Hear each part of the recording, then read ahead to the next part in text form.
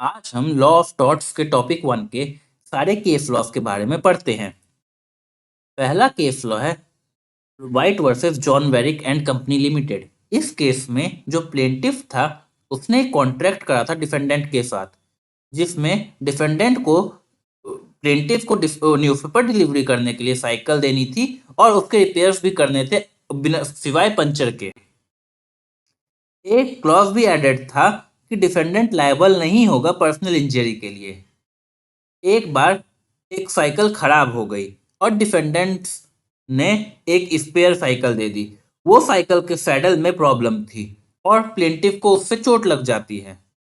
इस केस में ये डिसीजन लिया गया कि डिफेंडेंट्स नेग्लिजेंस के लिए लायबल हैं और ये भी माना गया कि एक क्लॉज कोई बार नहीं है डैमेजेस के एक्शन के लिए। अगर एग्जम्पशन पहले से ही मेंशन कर दिया होता कि उसमें नेग्लिजेंस भी शामिल है तो डिफेंडेंट लायबल नहीं होता। दूसरा केस है पी सिट्टारमैया वर्सेस जी महालक्ष्मा। इस केस में 4 डिफेंडेंट्स अपने प्लॉट में पानी आने से रोकने के लिए एक ट्रेंच और साथ बंद बनवा लेते हैं। पांचवा भी इंडिपेंडेंटली अपने लैंड में बंद बना लेता है। इन 5 लोगों के एक्शन के चलते प्लेंटिफ के लैंड में पानी आ जाता है बारिश का। प्लेंटिफ इंजंक्शन की डिमांड करता है और डिफेंडेंट्स के ट्रेंच को भरने के लिए और बंद को डेमोलिश करने के लिए भी डिमांड करता है और 300 रुपए की भी डैमेज के लिए क्लेम करता है जो अब तक उसको लॉस हो चुका होता है। इस केस में ये डिसाइड होता है कि लैंड अगर रिवर पे या उसके आसपास हो तो ओनर अपने प्लॉट की सेफ्टी के लिए फेंसेस लगा सकता है। ये डैमनम फाइन इंजरिया अप्लाई होता है यहाँ और डिफेंडेंट को लायबल नहीं माना जाता प्लेंटिफ के डैमेजेस के लिए।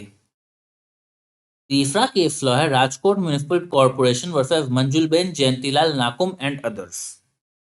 इस केस में जयंतीलाल एक फुटपाथ पे चल रहा होता है और अचानक से एक रोड साइड का ट्री उसके ऊपर गिर जाता है और जिसकी वजह से जयंतीलाल को बहुत सारी इंजरीज हो जाती हैं सिर पे और बाकी हिस्सों पे शरीर के, जिसके बाद उन चोटों के चलते जयंतीलाल की डेथ हो जाती है हॉस्पिटल में और जो रेस्पोंडेंट्स हैं वो डैमेजेस के लिए सूट फाइल कर देते हैं कॉरपोरेशन के अगेंस्ट।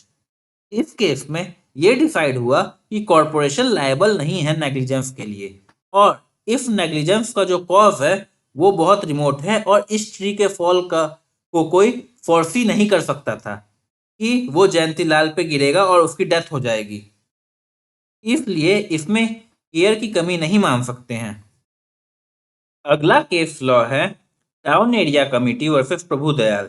इस केस के फैक्ट्स में जो प्लेंटिफ है वो बिल्डिंग के पुराने फाउंडेशन पे 16 शॉप्स कंस्ट्रक्ट कर देता है बिना कोई नोटिस दिए अथॉरिटी को और बिना किसी जरूरी सैंक्शंस के।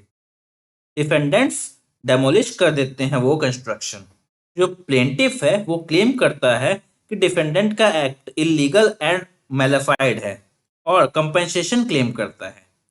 इस केस में ये डिसाइड हुआ कि डिफेंडेंट उस इंजरी के लिए लायबल नहीं है क्योंकि अगर कोई बिल्डिंग इलीगली कंस्ट्रक्ट होती है तो अथॉरिटी अगर वो डेमोलिश करे तो वो लायबल नहीं होंगे डैमेजेस के लिए।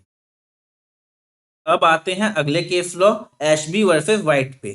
इस केस के फैक्ट्स में जो प्लेंटिफ है वो एक क्वालिफाइड वोटर था पार्लियामेंट्री इलेक्शन में, लेकिन डिफेंडेंट रिटर्निंग ऑफिसर जो था वो उसको वोट नहीं देने देता है, उसको मना कर देता है।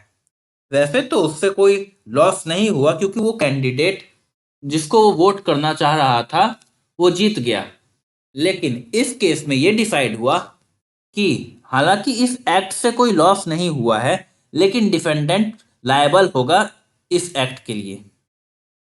अगला केस लॉ है ग्लॉस्टर ग्रामर स्कूल केस। इस केस में प्लेंटिफ के स्कूल के सामने एक राइवल ग्रामर स्कूल खोल देता है डिफेंडेंट, जिसके कारण प्लेंटिफ को अपने स्कूल की फीस 40 पैंस से 12 पैंस करनी पड़ती है हर स्कॉलर के लिए हर क्वार्टर।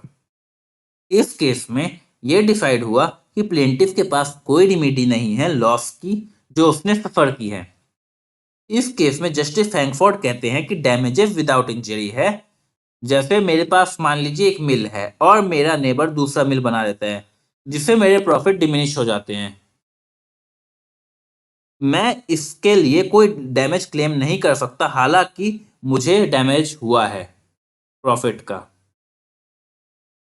लेकिन अगर वो कोई न्यूसेंस क्रिएट करता है किसी टाइप का, तो जो कानून के अंतर्गत होगा वो एक्शन लिया जाएगा। लास्ट केस लॉ है mayor of Bradford corporation versus pickles. इस केस के फैक्ट्स के बारे में बात करें तो जो डिफेंडेंट है वो अपने लैंड में कुछ एक्सकेवेशंस करवाता है, और जिसके कारण जो पानी है वो अननोन एंड अनडिफाइंड चैनल्स के जरिए कॉरपोरेशन के दूसरे लैंड का पानी डिस्कलर और डिमिनिश हो जाता है। ये डिफेंडेंट के द्वारा जान के करा गया था, ताकि डिफेंडेंट की जो लैंड है वो प्लेंटिफ हायर प्राइस पे खरीद ले।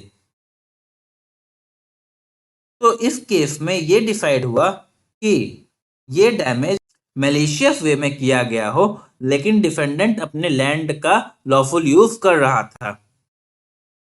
तो हाउस ऑफ लॉर्ड्स ने ये माना कि डिफेंडेंट लायबल नहीं है। लॉर्ड मैकनॉटन कहते हैं कि ऐसे केस में मोटिव इमैटेरियल होते हैं, इसमें एक्ट को ना कि मोटिव को माना जाना चाहिए। दोस्तों, आज हमने लॉ ऑफ टॉर्ट्स के दिल्ली यूनिवर्सिटी केस मटेरियल का टॉपिक 1 के सारे केस लॉस के बारे में जाना। अगर आपको ये वीडियो अच्छी लगी हो तो कृपया कमेंट और लाइक जरूर करें। विधिकपीडिया को देखने के लिए धन्यवाद।